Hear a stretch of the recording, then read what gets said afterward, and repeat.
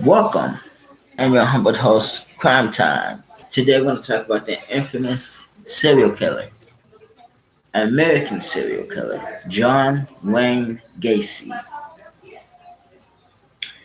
John Wayne Gacy was an American serial killer and ex-offender who raped, tortured, and murdered at least 33 young men and boys. Gacy regularly performed at children's hospitals and charitable events as Pogo the Clown or Patches the Clown. Personas he had devised.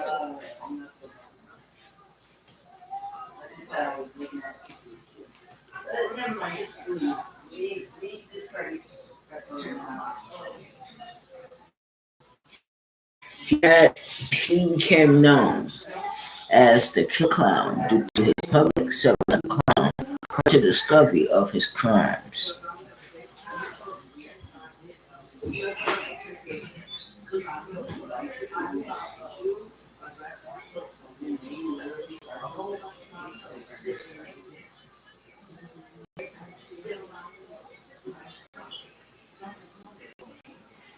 Gacy committed all of his murders inside his ranch house near Norwich, a village in Norwood Park Township, metropolitan Chicago, Illinois. Typically, he would lower a victim to his home and dump him into Donan handcuffs on the pretext of demonstrating a magic trick. He would then rape and torture his captive before killing him by either asphyxiation or strangulation with a garrote. 26 victims were buried in the crawl space of his home, and three others were buried elsewhere on his property. Four were discovered in the D's.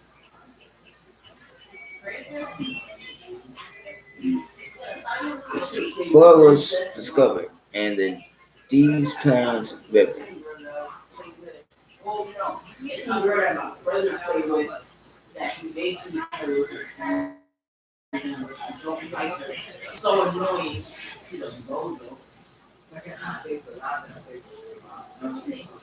Gacy was convicted of the sodomy of a teenage boy in Waterloo, Iowa.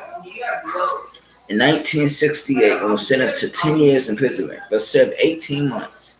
He murdered his first victim in 1972, had murdered twice more by the end of 1975, and murdered at least 30 subsequent victims after his divorce from his second wife in 1976. The investigation into the disappearance of Des Plaines teenager Robert Pius led to Gacy's arrest on December 21st, 1978. His conviction for 33 murders by one individual then covered the most homicides in the United States legal history. Gacy was sentenced to death on March 13, 1980, on death row at Menard Correctional Center. He spent much of his time painting. He was executed by lethal injection at Stateville Correctional Center on May 10, 1994. His early life. John Wayne Gacy was born in Chicago, Illinois on March 17, 1942, the second child and only son of John Stanley Gacy, 1900 to 1969, and Mom Elaine Robertson, 1908 to 1989. And World War I veteran, and his mother was a homemaker. Gacy was of Polish and Danish ancestry, and his family was Catholic. His paternal grandparents spelled the family name as Gaca or Gaca, had immigrated to the United States from Poland, then part of the German state of Prussia. Childhood. Gacy was close to his mother and two sisters, but endured a difficult relationship with his father, an alcoholic who was physically abusive to his family. His father also belittled him, calling him dumb and stupid and comparing him unfavorably with his sisters. One of Gacy's earliest memories was of his father beating him with a leather belt for accidentally disarranging components of a car engine he had assembled. His mother tried to shield her son from his father's abuse, which would only result in accusations that was as sissy and a mama's boy, who would probably grow up queer. Despite this mistreatment, however, Gacy still loved his father, but felt he was never good enough in his father's eyes. In 1949, Gacy's father was informed that his son and another boy had been caught actually fondling a young girl. His father whipped him with a razor strap as punishment. The same year, family friend and contractor would sometimes collapse Gacy in his truck. Gacy never told his father about this, afraid that his father would blame him. Gacy was an overweight and, and unathletic child because of a heart condition. He was taught to avoid all sports at school. During the fourth grade, Gacy began experiencing blackouts. He was hospitalized on occasion because of these episodes and also in 1957 for a burst appendix. Gacy later estimated that between the ages of 14 and 18 he had spent almost a year in the hospital and attributed the decline of his grades to missing school. His father suspected these episodes were an effort to gain sympathy and attention and openly accused the son of faking the condition as Gacy lay in a hospital bed. Although his mother, sister, and few close friends never doubted his illness, Gacy's medical condition was never conclusively diagnosed. One of Gacy's friends in high school recalled several instances when his father ridiculed or beat his son without provocation. On one occasion in 1957, he witnessed Gacy's father emerging drunk from the family basement to begin belittling and hitting his son for no apparent reason. Gacy's mother attempted to intervene as her son simply put up his hands to defend himself. According to the friend, Gacy never struck his father back during these altercations. Korea, Oregon. In 1960, at the age of 18, Gacy became involved in politics, working as an assistant precinct captain for a Democratic Party candidate in the neighborhood. This led to more criticism from his father, who accused his son of being a patsy. Gacy later speculated his decision to become involved in politics was actually to seek the absence from others that he never received from his father. The same year, Gacy's political involvement began. His father bought him a car. He kept the vehicle's title in his own name until Gacy had finished paying for it. These monthly payments took several years for him to pay. His father would confiscate the keys to his vehicle. Gacy did not do as he said in 1962. Gacy purchased extra set of keys and confiscated the vehicle.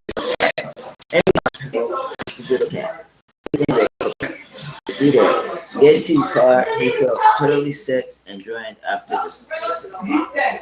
Las Vegas. Hours after his father replaced the distributor cab, Gacy left home and drove to Las Vegas, Nevada. He found work within the ambulance service before he was transferred to work as an attendant at home mortuary. As a mortuary attendant, Gacy slept on a cot behind the embalming room.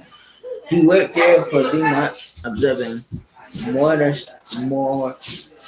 morticians, embalming dead bodies, and occasionally serving as a pallbearer. Gacy later confessed that one evening while alone, he clambered into the coffin. He clambered into the coffin of a deceased teenage male, embracing and caressing the body before experiencing a sense of shock. This prompted Gacy to call his mother the next day as until his father would allow him to return home. His father agreed, and the same day he drove back to Chicago. Springfield. On returning home, Gacy enrolled at a Northwestern Business College. Despite having failed to graduate from high school, he graduated in 1963 and took a management training position with the non-Bush Shoe Company. In 1964, the shoe company transferred him to Springfield, Illinois, to work as a salesman and eventually promoted him to manager of his department. In March of that year, he became engaged to Marilyn Myers, a coworker. During their courtship, Gacy joined the local JCs and worked tirelessly for them, being named key man in April of 1964. That same year, he had his second home actual experience. According to Gacy, after one of his colleagues in the Springfield JCs plied him with drinks and invited him to spend the evening on himself, he agreed. The colleague then performed blank acts on him while he was drunk. By 1965, Gacy had the position of vice president of the Springfield JCs. The same year, he was named the third most outstanding JC in the state of Illinois. Waterloo, Iowa. KFC manager. After a 6-month courtship, Gacy and Myers married in September of 1964. Marilyn's father subsequently purchased 3 Kentucky Fried Chickens restaurants in Waterloo, Iowa. The couple moved there so Gacy could manage the restaurants with the understanding that they would move into Marilyn's parents' former home,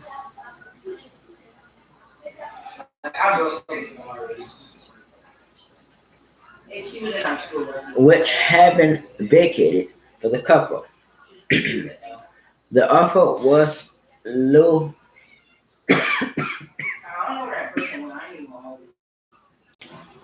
The offer was lucrative. Gacy would receive $15,000 per year, the equivalent of about $134,550 as of 2022, plus a share of the restaurant's profits.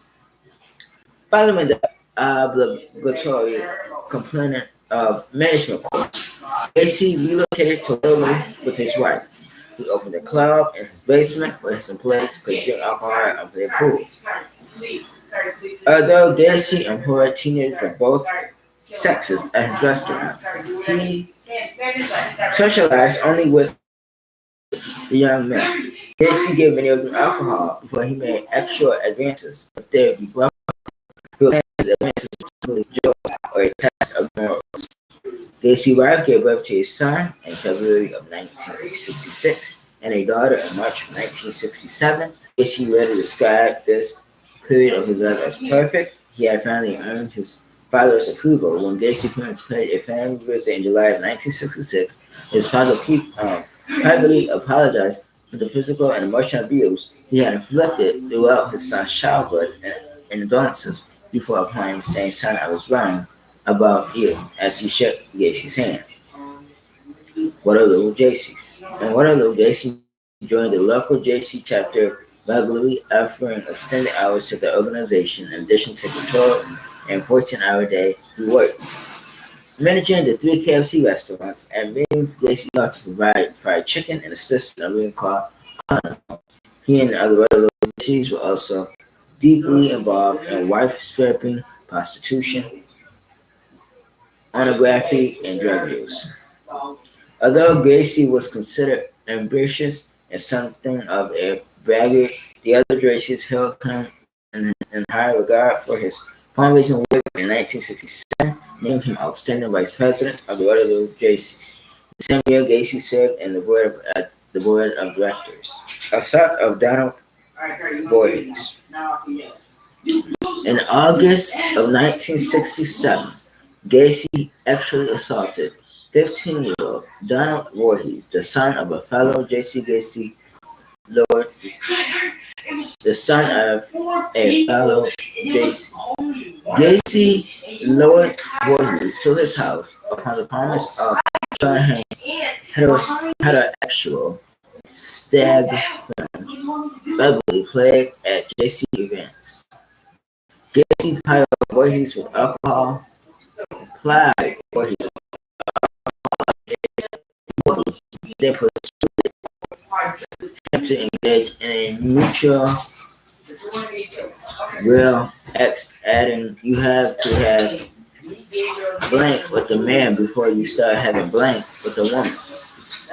Over the following months, JC similarly abused several other youths, including one whom he encouraged to have blank with him with his own wife, before blackmailing him into performing blank with him. Gacy tricked several teenagers into believing he was commissioned to conduct blank experiments in the interest of scientific research and paid them up to $50 each. In March of 1968, Voorhees reported to his father that Gacy had actually assaulted him. Voorhees Sr. immediately informed the police who arrested Gacy and subsequently charged him with performing or sodomy on Voorhees in the attempted assault of 16-year-old Edward Lynch. Gacy vehemently denied the charges and demanded to take a polygraph test. The results indicated Gacy was nervous when he denied anyone doing in relation to both young men. Gacy publicly denied anyone doing and insisted that charges against him were politically motivated. Voorhees Sr. had opposed Gacy's nomination for appointment as president of the Iowa. JC's several fellow JCs found Gacy's story credible and loyal to the support. However, on May 1968, Gacy was indicted on the sodomy charge.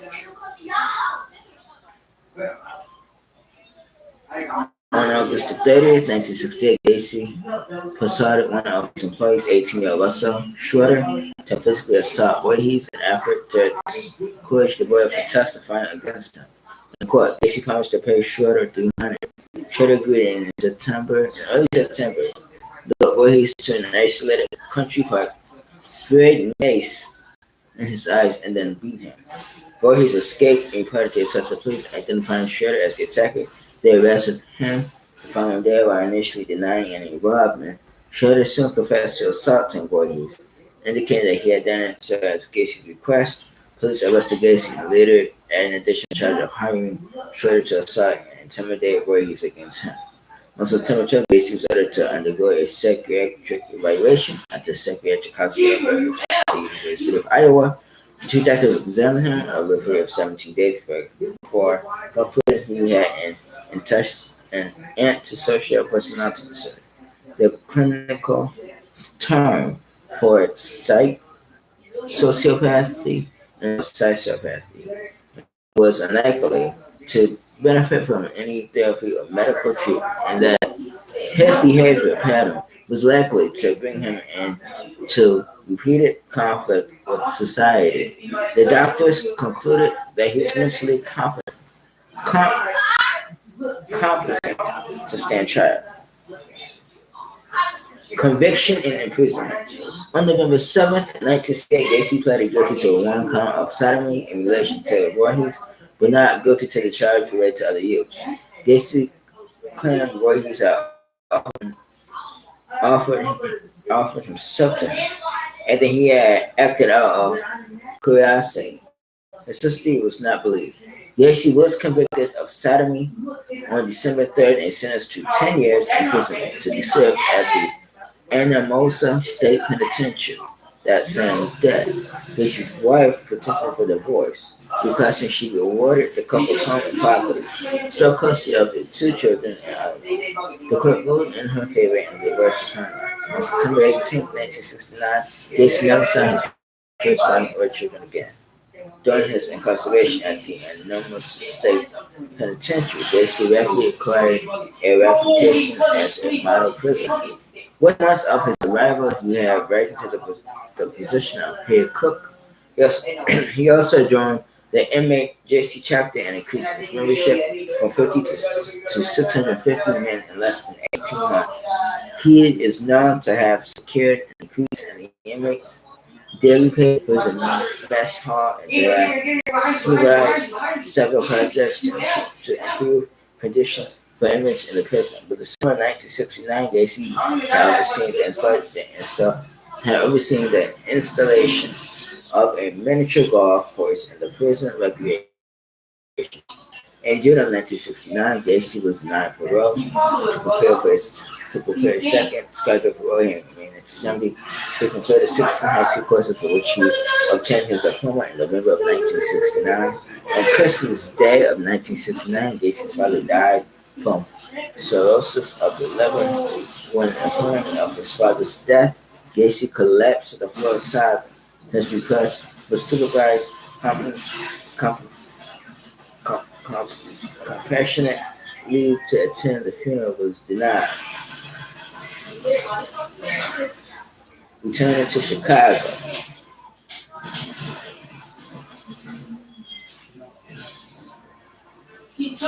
Gacy was granted parole and 12 months probation of June 1890 after having served 18 months of his 10-year sentence. Conditions of his probation included that Gacy relocated to Chicago to live with his mother and that he followed. Let's see.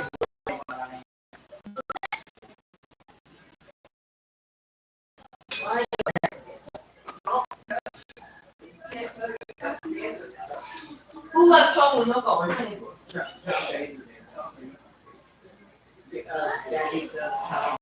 about the murders. Gacy murdered at least 33 young men and boys and buried 26 of them in a crawl space of his house. His victims entered the prison knew in random individuals from Chicago's town bus station, Birdhouse Square, or simply off the streets. With the promise of a job with PDM and offer of drink, no drugs, or money for acts, some victims were grabbed by force. Others clung into believing Gracie, who often carried a shit badge, had spotlights on his black automobile, was a police. Gracie usually lured a lone victim to his house. On one occasion, Gacy also had what he called doubles, two victims killed in the same evening. Inside Gacy's home, his usual modus operandi was to play a youth who drink drugs, or generally gain his trust.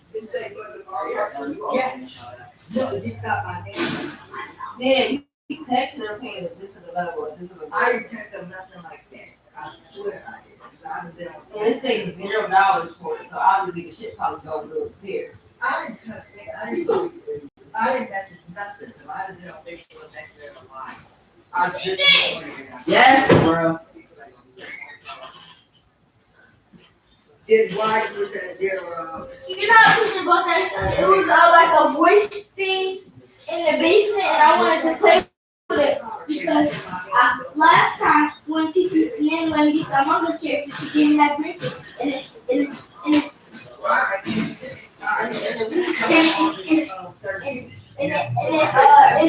changed the voice.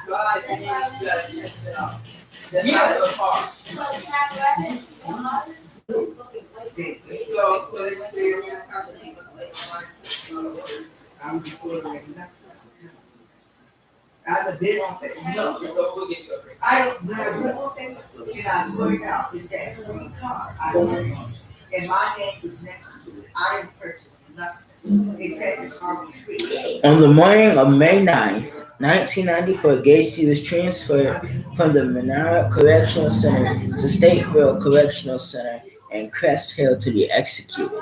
That afternoon, he was allowed a private picnic on the prison grounds with his family for the last meal. Gacy ordered a bucket of KFC, a dozen fried shrimp, French fries, fresh strawberries, and a Diet Coke. That evening, he observed a prayer with a Catholic priest before being escorted to the Stateville execution chamber to receive a lethal injection. Before the execution began, the chemical rules affect the execution certified inspectly clogging the IV tube used to administer the chemicals into Gacy's arm. Complicating the procedure, lines covering the window through which witnesses observed the execution were drawn. The execution team replaced the clogged tube after 10 minutes. The blinds were reopened and the execution resumed. The entire procedure took 18 minutes, and Thaddeus blamed the problem on the prison officials' experience at conducting an execution, saying that had correct execution procedures been followed, the complications on the other half occurred. The error offended led to Illinois adopting an alternative method of lethal injection. On this subject, one prosecutor at Gacy trial, William Kunkel, said he had a much easier death than any of his victims. According to published reports, Gacy was a diagnosed psychopath who did not express any remorse for his crime. His final statement to his will before his execution was that killing him would not compensate for the loss of others, and that the death was murdering him. His final spoken words were reported to be "Kiss my ass." In the hours leading up to Gacy's execution, a crowd estimated at over 1,000 gathered outside the correctional center. A vocal majority were in favor of the execution, although a small number of anti-death penalty protesters were also in favor of the execution with T-shirts hearkening to Gacy's previous community services as a client and wearing satirical slogans such as "No tears for the crimes." The anti-death penalty protesters observed a silent candlelight vigil. After Gacy's death was confirmed at 12:58 a.m. on May 10th, 1994, his brain was removed. It is in the possession of Helen Morrison, a witness for the defense at Gacy's trial, who was interviewed. Gacy and other serial killers in an attempt to isolate common personality traits of unacceptable. His body was cremated.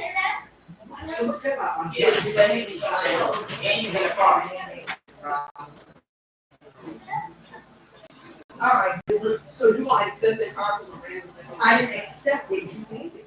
I didn't accept nothing. Actually, No, I would accept it. watched, I don't think it's a documentary, but I was watching on YouTube where YouTubers were filmed where the crime happened. Um, yeah, he was a evil person. And John Wayne Gacy reminds me of this other serial killer out of Ohio. I think it was in Cincinnati, and he killed multiple people too. Um, it's crazy. You gotta be careful. You don't know who's out watching you. You don't know who's looking to get you. You don't know who's have plans up their sleeve. So you gotta be very careful. Let me know what you think about this story. Let me know if you ever watched the documentary, if you ever watch his interviews. Like, comment, subscribe, share, turn on notification bell, subscribe, turn on the bell. You'll be notified every single time I drop a brand new video on my current time channel, and also you'll be notified every time I drop a video on my Save Our Children TV channel. So please make sure you subscribe on both platforms. Like, comment, subscribe, and hit the bell. You know what to do.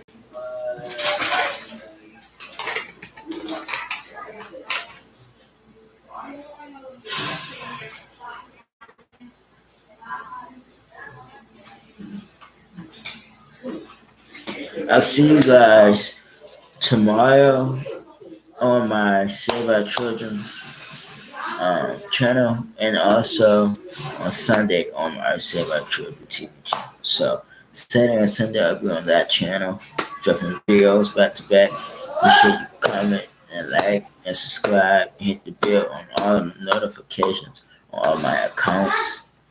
Love you guys so much. Thank you guys for watching. Till next time.